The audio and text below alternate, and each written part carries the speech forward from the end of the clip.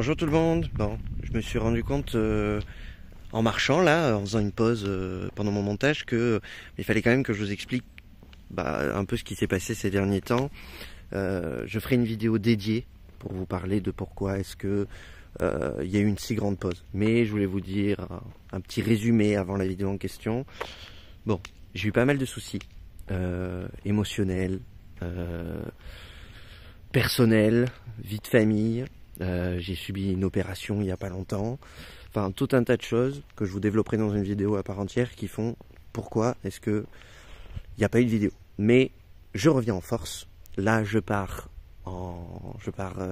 chez Bowie en Angleterre quelques jours. Et en revenant, je vous posterai la vidéo où je vous explique un peu tout le détail. En attendant, je vous laisse avec Ellison. La vidéo, forcément, elle aurait dû sortir cet été, elle sort maintenant, il y a des choses qui sont un tout petit peu plus d'actualité, ce sera marqué en bas, mais l'essentiel de la vidéo est toujours très bien. Je vous embrasse et je vous dis à plus tard. Tchuss. Bonsoir à tous. Amityville, Annabelle, Conjuring, vous connaissez ? Bien sûr, comme tous les adeptes des films d'horreur ou de paranormal. Mais est-ce que vous savez d'où viennent ces fictions ? Les époux Warren ont réellement existé et leurs enquêtes, malgré la scénarisation, ont réellement eu lieu. Ce soir, nous allons aller plus loin, derrière la caméra et même bien avant, pour savoir d'où viennent ces films et surtout, qui sont derrière ces récits. C'est une nouvelle émission, c'est un nouveau JTR.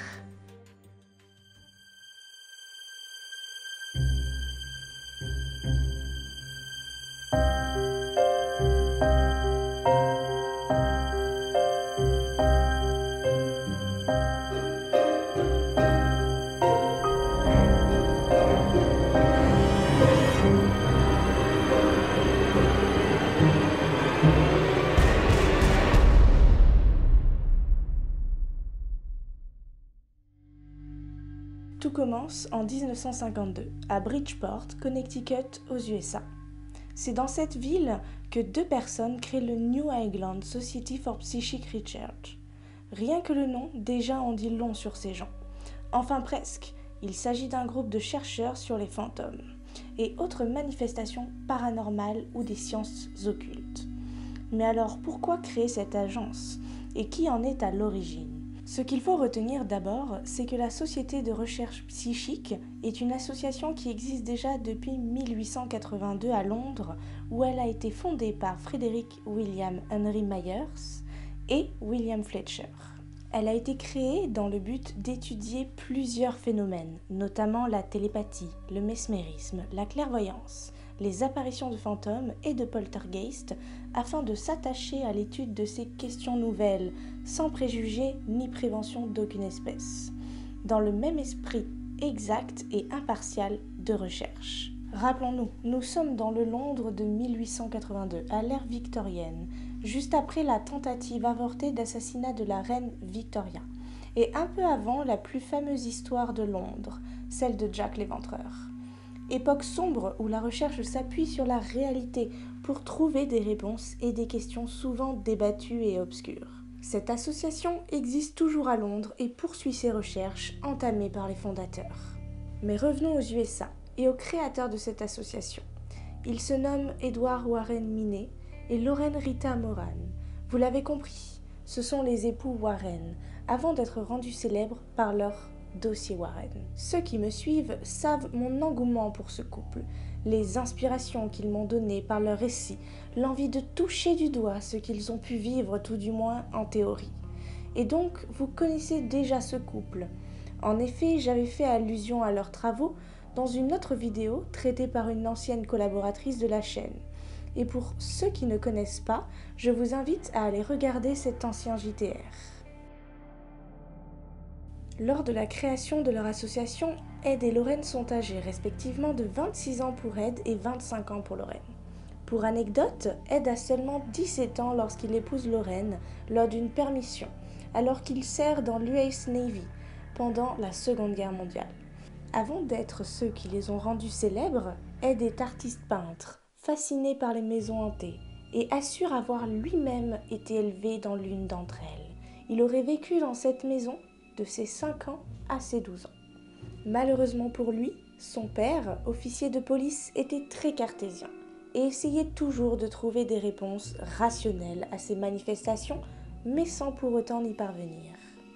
Pour ce qui est de Lorraine, elle aurait à l'âge de 9 ans eu la capacité de voir l'aura des gens.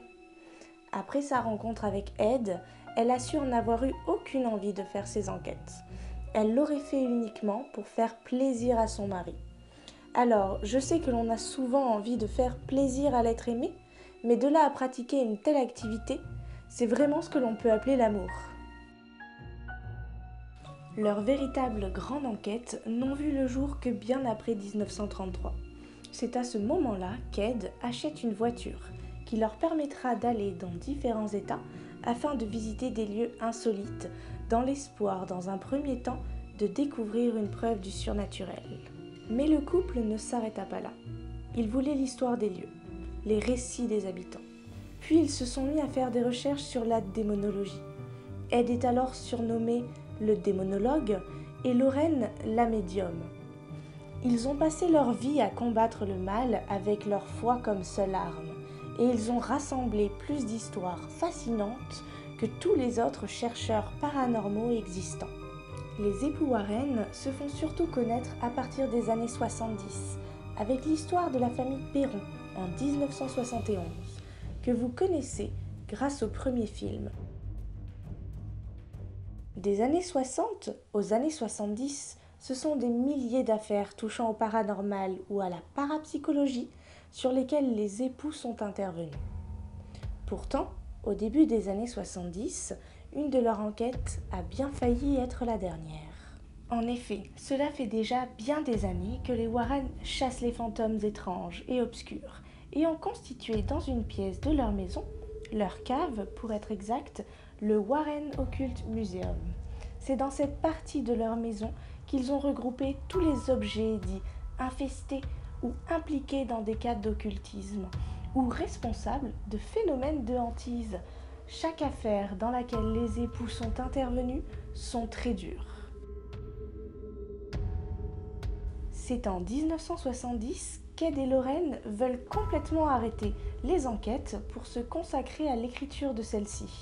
C'est grâce à leur notoriété passée qu'un jour de 1971, ils sont contactés par Caroline Perron, épouse et mère de 5 enfants, récemment propriétaire d'une maison à Harrisville, dans le Rhode Island, dans laquelle il se passe des phénomènes étranges. La maison, construite depuis 1736, a été bâtue sur une ancienne plantation, datant de 1680. Peut-être un premier indice. C'est le jour de l'aménagement de la famille Perron que l'ancien propriétaire leur glisse à l'oreille « Laissez les lumières allumées la nuit ». Un deuxième indice ? Une des questions qui malheureusement restera sans réponse. Et pour quelles raisons ces informations ont-elles été divulguées à la famille au risque que la vente soit annulée ? Mais passons. Durant plusieurs mois, la famille fera alors face à diverses manifestations paranormales, telles que apparitions fantomatiques, inoffensives, bruits suspects. Puis ce fut les manifestations télékinétiques, les objets lévités, se déplacer, tout tomber. On passe à un stade au-dessus, ce n'est plus inoffensif. Certains esprits empêchent la famille de dormir ou encore leur indiquent la présence de morts dans les murs. Toujours est-il que Caroline, la mère, commence à faire des recherches lorsqu'elle se sent menacée personnellement. C'est là qu'elle apprend qu'une femme du nom de Bathsheba Sherman a vécu dans cette maison au début du 19e siècle. Et surtout, qu'elle a été soupçonnée puis condamnée pour sorcellerie. Elle se penda sur un arbre derrière le garage de la propriété. L'arrivée des époux Warren confirme les doutes de Caroline. Lorraine, la médium, confirme qu'une malédiction a été jetée par cette sorcière. Les manifestations continuent pendant des années. Madame Warren est troublée par cette situation, connaissant les esprits malins. Le plus embêtant étant que les Perron ne sont pas croyants et que cette faiblesse pourrait aisément servir à Bathsheba. En 1974, les époux Warren font plusieurs allers-retours entre leur domicile de Monroe, dans le Connecticut, et la maison des Perron à Harrisville. Lorraine s'essaie à la communication avec les esprits. Et fatalement, c'est l'esprit de Bathsheba qui possède Caroline. La manifestation démoniaque est féroce. Le corps de la pauvre femme sera déformé, projeté contre les murs. La situation est tellement incontrôlable que Roger demande aux époux Warren de quitter la maison. Pour les Perron, les choses ont dégénéré à cause de l'intervention des Warren, les manifestations étant relativement inoffensives avant leur arrivée. Pour Lorraine, tout s'explique par la lutte contre le bien et le mal. Cette enquête fut la plus perturbante pour les Warren, déjà très éprouvés par leurs précédentes enquêtes et les objets qu'ils ont entreposés chez eux. Et c'est pour cela qu'on en parle encore énormément aujourd'hui. Revenons au musée. Pour Ed et Lorraine, il était évident que ces objets devaient être regroupés dans un lieu, plutôt que de les laisser dans la nature. Ce musée de l'occulte est encore béni aujourd'hui, toutes les semaines, par un prêtre. Pourtant, malgré que cette enquête soit pour eux la plus terrifiante de leur vie, ils continueront et quelques années plus tard, ce sera l'enquête à Amityville, à Enfield, en Angleterre, en 1976. Pendant plus de 50 ans, Ed et Lorraine Warren ont été considérés comme des experts en matière de hantise et de démonologie aux États-Unis pour certains. Et pour les sceptiques, ils seront appelés charlatans, excentriques, marginaux, et cela même si les époux Warren ont filmé, enregistré, photographié tout ce qui pour eux est la preuve et l'existence du surnaturel. Ed et Lorraine n'ont pas accepté de toujours fournir les preuves aux scientifiques, ce qui a persuadé les sceptiques de douter de leur bonne foi. C'est grâce au film The Conjuring que le couple fut connu en Europe. Depuis de nombreuses années, des personnes se passionnent de leurs histoires. Si Ed est décédé en 2006, alors qu'il enquêtait sur la Dame Blanche dans le Connecticut, il sera enterré dans le cimetière de Stepney à Monroe. Lorraine continuera à dédier sa vie au paranormal en hommage à son époux. Elle apportera toujours de l'aide aux personnes perdues face au surnaturel. À 80 ans, Lorraine ne participe plus aux enquêtes de terrain. Elle laisse le flambeau à son gendre Tony Spera, le mari de Julie. Elle a participé à de nombreuses émissions de radio ou de télévision telles que Hantise ou État paranormal pour ne citer que les plus célèbres. C'est cette célébrité qui a amené Lorraine à participer en tant que consultante sur le film Conjuring, les dossiers Warren. Des 4000 histoires ou enquêtes des époux Warren, à ce jour seulement 9 sont adaptées au cinéma. Parmi les plus célèbres, les Conjuring, dont je vous invite à revoir ou à découvrir le 1, les dossiers Warren sur la famille Perron, le 2, les cas Enfield, avant la sortie du 3, Conjuring sous l'emprise du diable, qui est actuellement en salle et qui parle de l'enquête sur Arne Cheyenne Johnson en 1981. D'autres films bien connus sont des histoires dans lesquelles les Warren sont intervenus. Il y a bien sûr la trilogie Annabelle, la tristement célèbre poupée, toujours au sein du musée des Warren. Il y a aussi la nonne, la Llorona et enfin la Dame Blanche, la dernière enquête d'Ed avant sa mort. Lorraine Warren, quant à elle, nous a quittés le 18 avril 2019 à l'âge de 92 ans, en ayant transmis le flambeau à sa fille et son gendre. En résumé, si seulement 9 histoires ont été transposées au cinéma sur 4000, alors on peut penser que nous aurons bientôt et pour longtemps de quoi trembler au cinéma, mais aussi de quoi nous poser beaucoup de questions dans la vie de tous les jours. D'ailleurs, il paraît que lors des tournages, les acteurs ou les consultants ont été témoins de phénomènes hors du commun. Ainsi, la véritable Caroline Perron a refusé d'être présente sur les plateaux de tournage, et le jour où sa famille était sur les lieux, elle a ressenti à nouveau une présence surnaturelle et a fait une chute qui causa son hospitalisation. Les acteurs et l'équipe du tournage ont dû être évacués de leur hôtel à cause d'un incendie.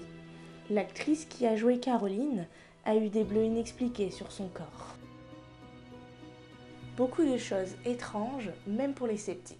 Alors je vous laisse le soin de regarder ou de revoir ces films cultes, de visionner les émissions télévisées auxquelles Lorraine a participé pour vous plonger dans leur univers et je vous dis à bientôt dans un nouveau JTR.